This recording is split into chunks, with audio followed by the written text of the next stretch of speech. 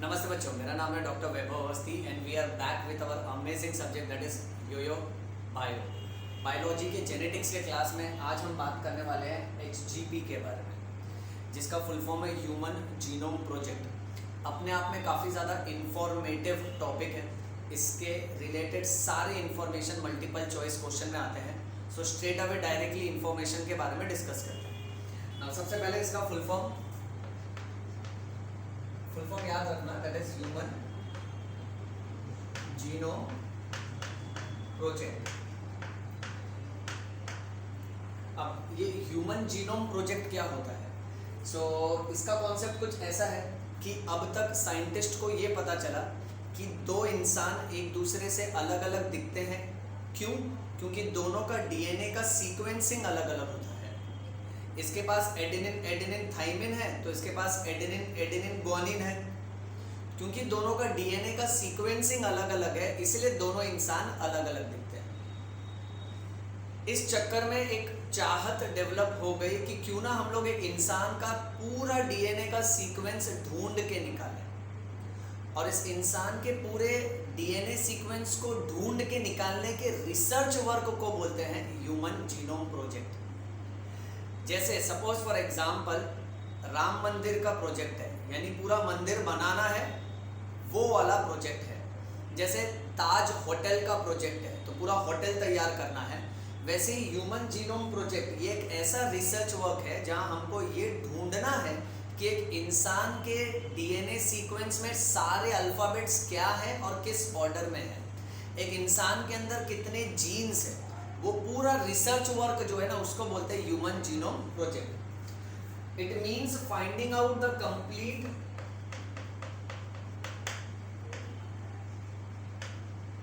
DNA sequence of human genome. This project was started in which year? It was started in the year 1990. Multiple choice question में आता है, under international administration which is called as UGO. UGO में HU stands for human, G stands for genome, O stands for organization.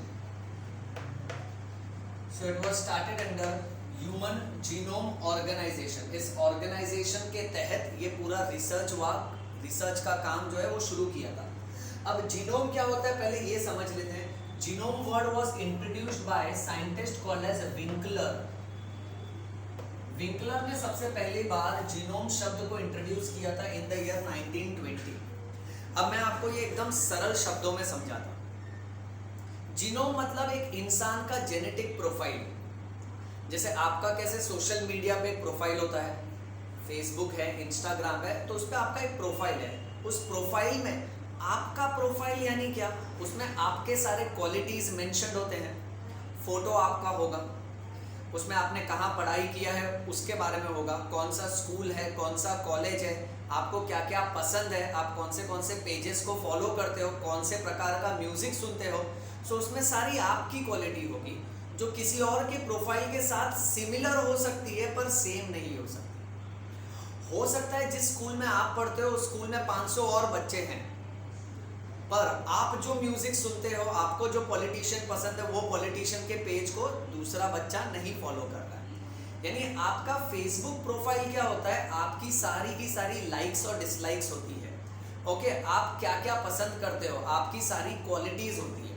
उसी तरह से एक इंसान के जेनेटिक प्रोफाइल में क्या होता है, जेनेटिक प्रोफाइल में उसके सारे जीन्स होते हैं, और कौन सा जीन कौन से कैरेक्टर को एक्सप्रेस करता है, कौन सा जीन कौन से कैरेक्टर को दर्शाता है, वो दिखाया जाता है। जैसे अगर तुम्हारा जेनेटिक प्रोफाइल, तो उसमें तुम्हारे सारे जीन है।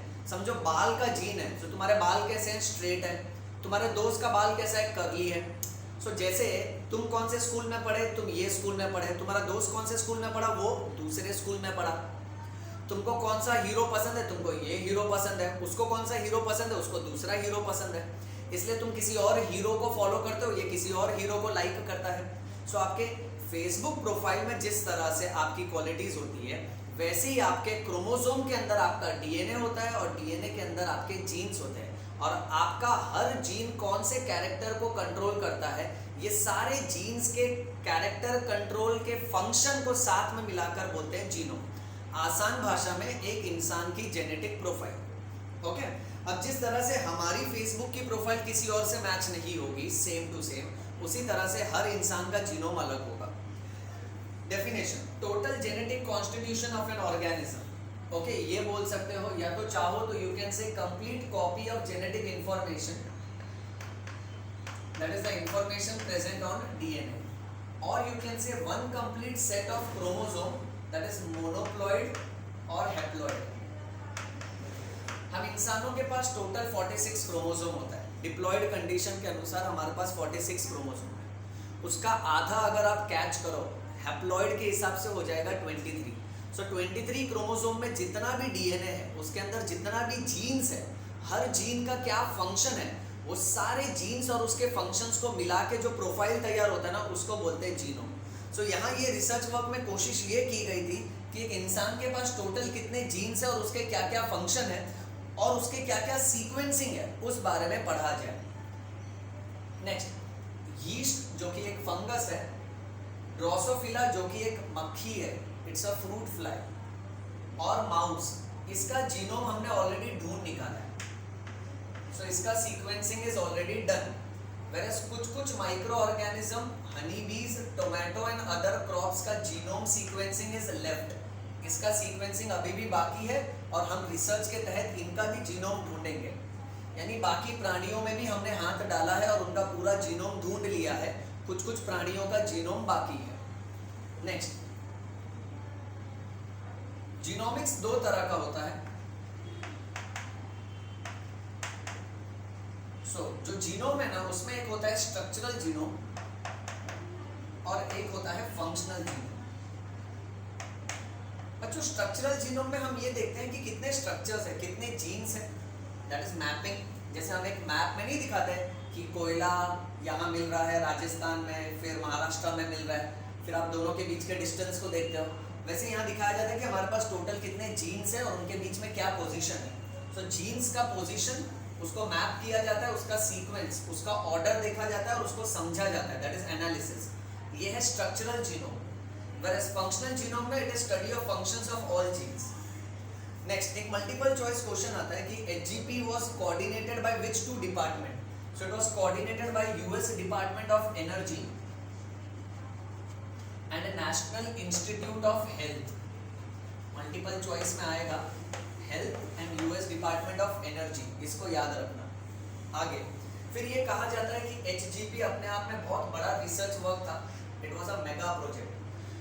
क्यों मेगा प्रोजेक्ट था? क्योंकि एक इंसान के जीनोम में टोटल कितने बेस पेयर होते हैं? 3 × 10⁹ बेस पेयर्स होते हैं। अब जैसे समझो ये डीएनए है, कॉइल है, इसको अनकॉइल कर देते हैं। यहाँ एडेनिन तो उसके सामने थाइमिन, यहाँ साइटोसिन उसके सामने गुआनिन। सो एडेनिन और थाइमिन, एडेनिन एक नाइट्रोजनस बेस है, थाइमिन एक नाइट्रोजनस बेस है, ये दोनों जुड़े और जोड़ी में है ना, इसलिए पेयर बोलते हैं। So this is one base pair, second base pair, third base pair, ऐसा कर करके हमारे पूरे डीएनए में 3 × 10⁹ बेस पेयर्स होते हैं। अब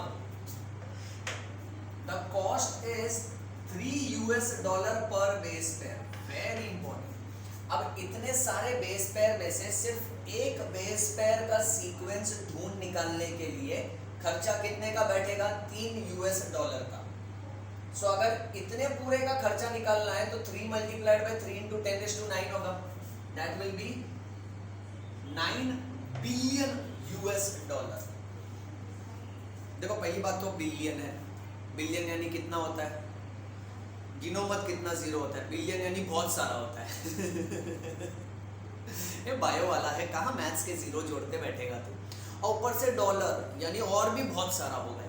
सो इतना महंगा प्रोजेक्ट है, इतना खर्चा आने वाला है इसके पीछे, $9 बिलियन।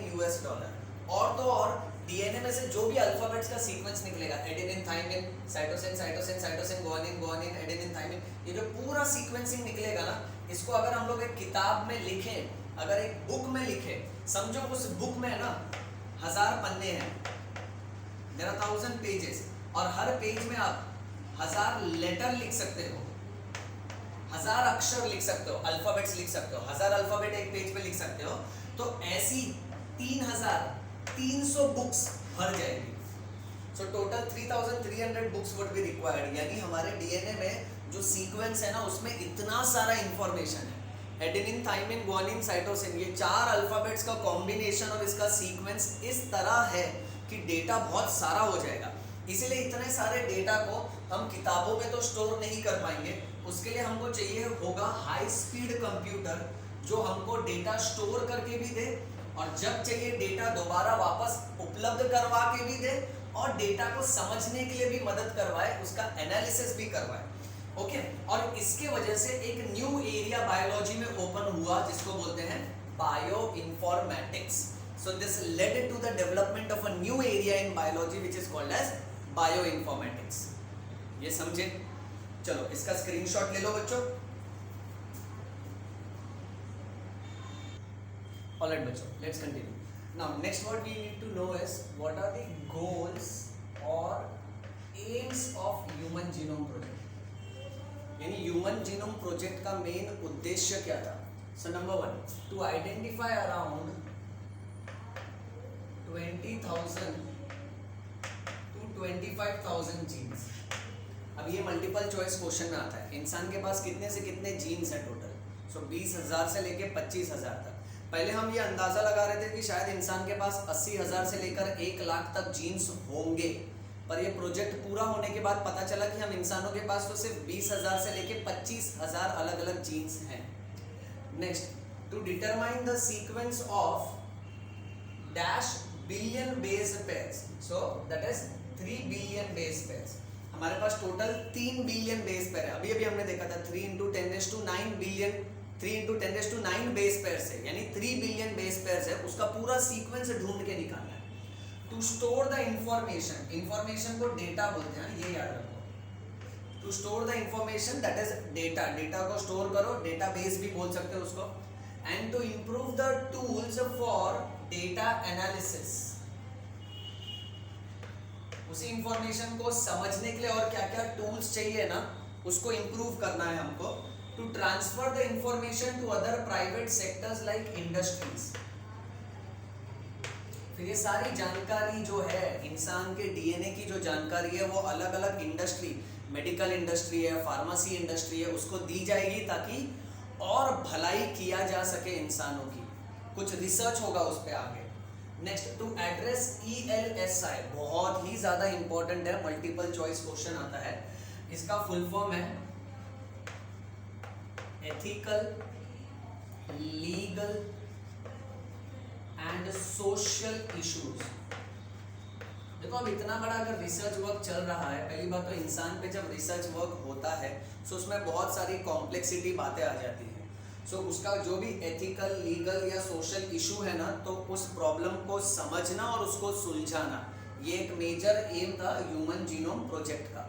नेक्स्ट, एक मल्टीपल चॉइस क्वेश्चन आएगा कि ह्यूमन जीनोम प्रोजेक्ट में other than US department of energy and national institute of health, बाद में और कौन मेजर पार्टनर बन गया? So there was Wellcome Trust of United Kingdom which later on became major partner of this human genome project. So it became major partner. Okay, moving on. Next, कौन से countries ने participate किया था? बहुत सारी countries है, पर उसमें से 4 कंट्री याद रखना टेक्स्ट बुक के हिसाब से। Japan, China, Germany, France etcetera लिख देता हूं, और भी कंट्रीज थी बट ये 4 याद रखो। Project got completed in which year? So it got completed in the year 2003। 1990 में चालू हुआ था, 2003 में खत्म हो गया। Also sequence non human genome. अब इस प्रोजेक्ट में ना इंसान का तो पूरा कुंडली निकाला ही, उसके डीएनए के अंदर के सीक्वेंस को तो ढूंढ निकाला, और तो और किसकी पूरी कुंडली निकाली है? सो कुछ ऑर्गेनिज्म जैसे बैक्टीरिया, इसका पूरा जीनोम ढूंढ के निकाला हमने। यीस्ट जो कि एक फंगस है, इसका भी पूरा जीनोम ढूंढ के निकाला है हमने। एक फ्रूट फ्लाई है जिसका नाम है ड्रोसोफिला। ड्रोसोफिला का भी पूरा का पूरा हमने जीनोम ढूंढ निकाला है। और तो और सिनोरैप्टिडिस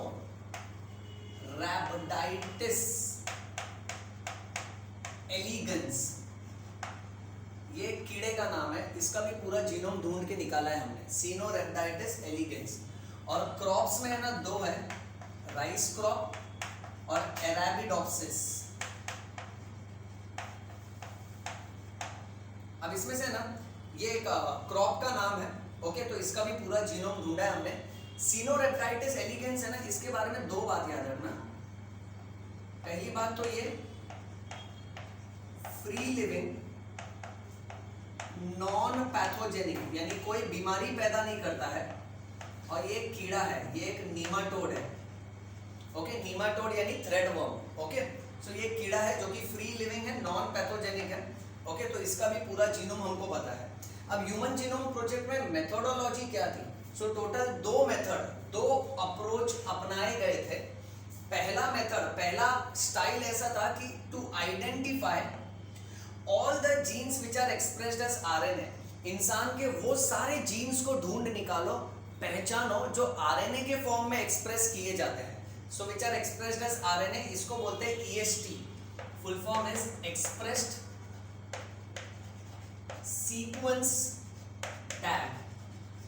सो एक्सप्रेस्ड सीक्वेंस टैग्स क्या होते हैं? ये वो सारे जीन्स है जो आरएनए के फॉर्म में एक्सप्रेस होते हैं। आगे दूसरा जो मेथड था ना, दूसरा जो स्टाइल था, it was a blind approach. Blind approach यानी अंधाधुंध फिर हम डीएनए सीक्वेंस ढूंढ रहे थे पूरे जीनोम का। उस जीनोम में कोडिंग और नॉन कोडिंग सीक्वेंस दोनों भी है, और फिर सीक्वेंस ढूंढने के बाद उसको हम फंक्शन असाइन कर लेते हैं, and then we were assigning functions. बाद में उसका फंक्शन देख रहे थे कि क्या है करके, और इसको हम लोग बोलते हैं sequence annotation.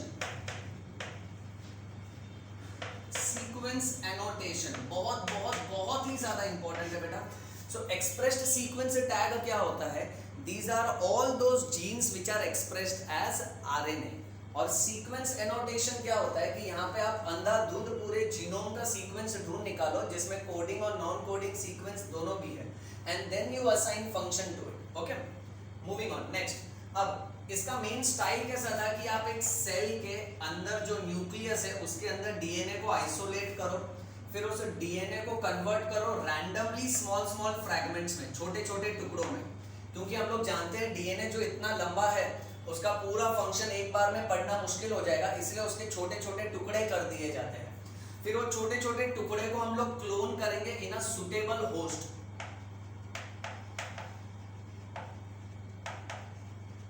And we will clone it in a suitable host by using a suitable vector.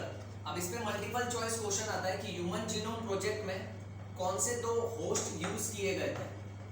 So bacteria और यीस्ट, ये दोनों होस्ट थे। और एक मल्टीपल चॉइस क्वेश्चन आता है कि इन दोनों के लिए वेक्टर कौन कौन थे?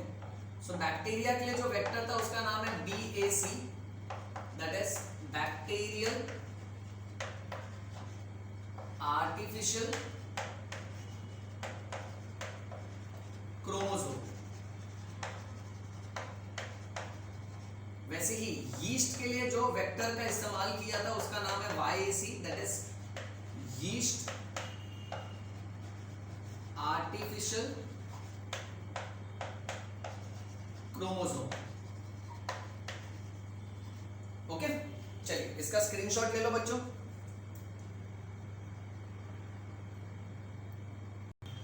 ऑलराइट बेटा, लेट्स कंटिन्यू। अब नेक्स्ट सेक्शन जो है ना, इसमें बहुत सारे इंपॉर्टेंट मल्टीपल चॉइस क्वेश्चन है, ठीक है। तो एक एक पॉइंट को फिल इन द ब्लैंक्स की तरह ही डिस्कस करते हैं, अच्छा रहेगा। अब पहला सवाल ये आता है कि human genome project was dash year project, so it was 13 year project, okay. देखो 1990 में शुरू हुआ, 2003 में खत्म हुआ, माइनस कर लो, करते मत बैठो, 13 ही आने वाला है ओके। नेक्स्ट, सेलिएंट फीचर्स, इसकी मेन क्वालिटी क्या थी? सो सबसे पहली बात ये है कि ये देखा गया था कि ह्यूमन जीनोम में कितने मिलियन बेस पेयर हैं? सो 316 4.7 मिलियन। देखो बिलियन बेस पर कुछ ना, बिलियन तो हम लोग बार बार 3 कर रहे थे, यानी राउंड अप करके 3.1 आ रहा था, यानी 3 अप्रोक्सीमेटली 3। ओके, बट अगर मिलियन की बात करें ना तो 3164.7 ये मार्क करना है एग्जाम में। नेक्स्ट, एवरेज जीन में कितने बेसेस होते हैं? तो एवरेज जीन में 3000 बेसेस होते हैं। लार्जेस्ट जीन का नाम क्या था? सो लार्जेस्ट जीन का नाम था डिस्ट्रोफिन। मैं वापस से रिपीट कर रहा हूँ, सबसे बड़ा जो जीन है उसका नाम क्या है? डिस्ट्रोफिन। और उसके पास कितने मिलियन बेस है? उसके पास 2.4 मिलियन बेस है। Very very very important. Previous estimate, पहले हम अंदाज लगा रहे थे कि भाई इंसान के पास 80,000 से लेके लाख तक होगा, यानी 1,40,000 तक जीन्स होगा। ये मैंने अभी अभी तुमसे कहा था। हम अंदाज लगा रहे थे कि 80,000 से 1,40,000 तक जीन्स होगा, बट ज्यादा से ज्यादा हमारे पास कितने जीन्स निकले? 30,000 जीन्स निकले। ये याद रखना। Next, almost 99.9% nucleotide bases are same in all organisms. हम सब में 99.9% न्यूक्लियोटाइड बेसेस सेम होता है। जो 0.1% का डिफरेंस आता है ना, उसके वजह से तू है और मैं हूं, वो है। हम सब अलग होते हैं। डीएनए फिंगरप्रिंटिंग वाले आंसर में समझाऊंगा। आगे बढ़ते हैं। Over -% of the discovered genes का फंक्शंस आर अननोन। 50% ऐसे जीन्स हमने डिस्कवर किए जिसका फंक्शन हमको पता ही नहीं है। Next, less than 2% of the genome will codes for protein. 2% याद रखना, प्रोटीन्स के लिए कितना? 2%। अननोन फंक्शन वाले कितने? 50%। Next, repeated sequences. Repeated sequences make up very large portion of the human genome. और ये जो रेपिटेटिव सीक्वेंस होते हैं ना, ये कम से कम 100 से लेके 1000 टाइम्स रिपीट होते हैं। So it repeats 100 to 1000 times and they have no direct coding function, but they shed light on chromosome structure, chromosome dynamics and on evolution. So जो repeated sequence होते हैं, ओके, वो बहुत ज्यादा पोर्शन है हमारे जीनोम का। और कितनी बार रिपीट होते हैं? 100 से लेके 1000 टाइम्स। और इसका कोई कोडिंग डायरेक्ट फंक्शन नहीं है, बट ये हमको हमारे क्रोमोसोम के स्ट्रक्चर के बारे में अच्छा जानकारी दे देते हैं। क्रोमोसोम के डायनामिक्स के बारे में, क्या बदलाव है क्रोमोसोम्स का, और एक इंसान कैसे दूसरे ऑर्गेनिज्म से विकसित होकर आया है, उस बारे में इंफॉर्मेशन देता है, एवोल्यूशन की इंफॉर्मेशन देता है। नेक्स्ट, सबसे ज्यादा gene, most genes are found on chromosome number 1। Very very very important. And सबसे कम जीन कौन से क्रोमोसोम पे? वाई क्रोमोसोम पे। ओके, वाई क्रोमोसोम्स पे सिर्फ 231 जीन्स है, और क्रोमोसोम नंबर 1 पे 2968 जीन्स है। इसको याद रख लो, ये बहुत ज्यादा जरूरी है।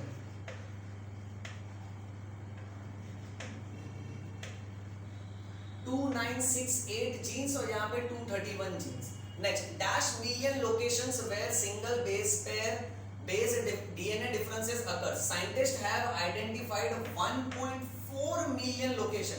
हमारे पूरे डीएनए में ऐसा 1.4 मिलियन पॉइंट है, लोकेशन है, जहां पे सिंगल बेस बदलता है डीएनए का। उसको SNPS बोलते हैं, बट उसको हमेशा पढ़ने का एज स्निप्स। स्निप्स का फुल फॉर्म है single nucleotide polymorphism. Single nucleotide polymorphism. और ये स्निप्स की डिस्कवरी हुई है ना, इसके बाद ना एक तरह से क्रांति आ गई है, रेवोल्यूशन आ गया है in finding out the chromosome locations, in finding out the disease associated sequences and tracing of human history. Okay, ये तीनों याद रखो, ये भी कोई ना कोई ऑप्शन में आ सकता है। ये समझे बच्चों? चलो इसका स्क्रीनशॉट ले लो।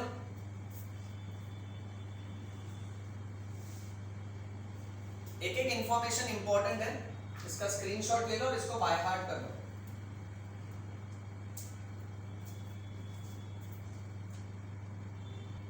ऑलराइट बेटा, चलो लास्ट पार्ट कंटिन्यू करें। अब एक मल्टीपल चॉइस क्वेश्चन ये आता है कि ह्यूमन जीनोम प्रोजेक्ट में DNA fragments were sequenced by method. DNA के जो छोटे छोटे टुकड़े बनाए थे फ्रैगमेंट्स, और उसके अंदर जो सीक्वेंस हमने पढ़ा था, सो वो जिस मेथड से पढ़ा था ना, वो मेथड किसने बनाई थी? सो मेथड बनाई थी फ्रेडरिक सैंगर ने। ये याद रखना मल्टीपल चॉइस क्वेश्चन के हिसाब से कि हमने हर एक डीएनए के जो फ्रैगमेंट्स हैं उसका सीक्वेंस पढ़ा है, और ये सीक्वेंस हम पढ़ पाए फ्रेडरिक सैंगर के मेथड की वजह से। और फ्रेडरिक सैंगर वही है जिसको और एक क्रेडिट दिया गया है। He has received credit for developing a method for determining the sequence of amino acids. The sequence of amino acids in proteins. So proteins में अमीनो एसिड का क्या सीक्वेंस होता है ना, वो कैसे पता लगाएं, उसका मेथड भी सैंगर ने ही बनाया था। मल्टीपल चॉइस क्वेश्चन के हिसाब से बहुत ज्यादा जरूरी है। नेक्स्ट एक और मल्टीपल चॉइस क्वेश्चन पूछ सकते हैं, sequence of first chromosome. So sequence of chromosome number 1 was finished by 1st May 2006। May 2006 तक है ना, फर्स्ट क्रोमोसोम का सारा सीक्वेंस हमने ढूंढ लिया था, और फर्स्ट क्रोमोसोम आखिरी क्रोमोसोम था जिसका सीक्वेंस ढूंढना बाकी था। So it was the last of 24 chromosome. अब सर हैप्लॉइड सेट में 24 नहीं 23 क्रोमोसोम होता है, बराबर है। तो यहाँ हम लोग क्या करें ना, 22 ऑटोसोम्स जो है ओके, उसका पूरा सीक्वेंस ढूंढ लिया, plus X chromosome plus Y chromosome, so ये सब मिला के हो जाएंगे 24। देखो जीनोम क्या होता है, the total genetic composition in a haploid set. Haploid set यानी 23। अब 23 में क्या हो सकता है, 22 तो ऑटोसोम्स होते हैं, फिर एक सेक्स क्रोमोसोम या तो एक्स हो सकता है या तो वाई हो सकता है, तो दोनों की पढ़ाई की गई थी। और आखिरी क्रोमोसोम जिसका सीक्वेंस पढ़ा गया था, दैट वाज क्रोमोसोम नंबर 1, जिसका मई 2006 में पूरा सीक्वेंस हमने ढूंढ निकाला था। Another challenging task in human genome project was to assign genetic and physical maps on the genome. Genetic और फिजिकल मैप्स हम कैसे दें? अब जेनेटिक और फिजिकल मैप्स के लिए है ना, information of polymorphism of restriction endonuclease. Polymorphism of restriction endonuclease ये काम आया। इसके साथ साथ में information of some repeated sequences which are called as microsatellites, ये काम आया।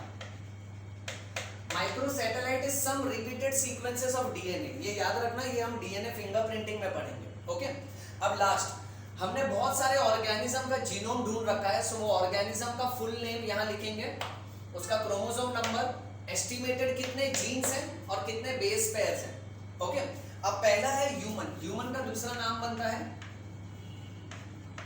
होमो सेपियंस। माउस, माउस का दूसरा नाम बनता है मस्क्यूलस। कितना प्यारा नाम है। तुम्हारा दोस्त जब तैयार होके तुमसे पूछे ना, अपनी सेल्फी खींच के भेजे और पूछे, बताओ, मैसेज करेगा, बताओ मेरी फोटो कैसे लग रही है, बोलो मस्क्यूलस। चूहा बोल रहे हो तुम उसको इनडायरेक्टली, मस्क्यूलस। फ्रूट फ्लाई का दूसरा नाम है ड्रोसोफिला मेलानोगैस्टर। ड्रोसोफिला मेलानोगैस्टर। प्लांट में एक प्लांट है जिसका नाम है अरेबिडोप्सिस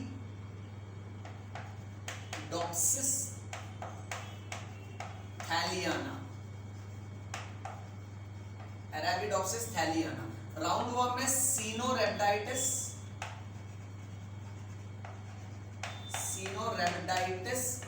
एलिगेंस। यीस्ट में सैकरोमाइसिस सेरेविसेई। सैकरोमाइसिस सेरेविसेई। बैक्टीरिया में एसेरिचिया कोलाई। बैक्टीरिया का दूसरा नाम एसेरिचिया कोलाई। इनका भी पूरा जीनोम हमने ढूंढ के निकाला है। अब इंसान में टोटल कितने क्रोमोसोम होते हैं, ये बाय हार्ट कर लो, 46। माउस में कितने होते हैं, 40। Okay right. 40 चूहा, 40 चूहा, 40 च ऐसे याद रखना, ठीक है। फ्रूट फ्लाई, फ्रूट यानी फ्रूटी, 8 रुपए की फ्रूटी, सो 8 क्रोमोसोम। अरब में जो थाली है ना 10 रुपए की मिलती है। ओके, अब राउंड वर्म यानी गोल। ओके, गोल यानी घड़ी, घड़ी में सबसे ऊपर कितना, 12 बजते ना। Okay, so 12 chromosome. Yeast is Saccharomyces cerevisiae. Yeast में total number of chromosomes that you will find is, that is around 19 chromosomes और 20 क्रोमोसोम्स और 25। ऑलराइट, ये तुम्हारा होमवर्क फाइंड आउट करो। और एसेरिचिया कोलाई में भी कितना होगा, बहुत कमाल का एसेरिचिया कोलाई और यीस्ट का इंफॉर्मेशन। एसेरिचिया कोलाई में ना it is very surprising, you will find 1 chromosome. चलो ये मैंने बता दिया, यीस्ट वाला तुम ढूंढो। एस्टिमेटेड जीन्स अगर हम देखें ना, सो इंसान के पास टोटल 30,000 जीन्स होंगे। माउस के पास बनेगा 25,000 जीन्स। ओके, फ्रूट फ्लाई में you will have 13,000 genes, Arabidopsis thaliana में 25,000, then you will have 19,000 genes, yeast में you will have 6,000 और last में you will have 44,000 number of genes. ये नंबर ऑफ जीन्स भी बाहर करो। अब बेस पेयर्स में ना सिर्फ इतना याद रखना, ये बिलियन है। सो ह्यूमन में 3 बिलियन बेस पेयर, माउस में 2.9 बिलियन, फ्रूट फ्लाई में 165 मिलियन, प्लांट में 157 मिलियन, राउंड वर्म में 97, यीस्ट में 12 मिलियन और बैक्टीरिया में 4.6 मिलियन। ये सेक्शन इतना इंपॉर्टेंट नहीं है, बट ये 3 सेक्शन ज्यादा इंपॉर्टेंट है। Okay, 46 chromosome, 40 chromosome, 8 chromosome, 10 chromosome, 12 chromosome, how much, 20, 25, 30, 32 मैंने हिंट भी दे दिया तुमको। ओके, ये तो मैंने ही बता दिया 1 क्रोमोसोम, ये ढूंढना तुम। Okay, and remaining total number of genes. चलो इसका स्क्रीनशॉट ले लो बेटा।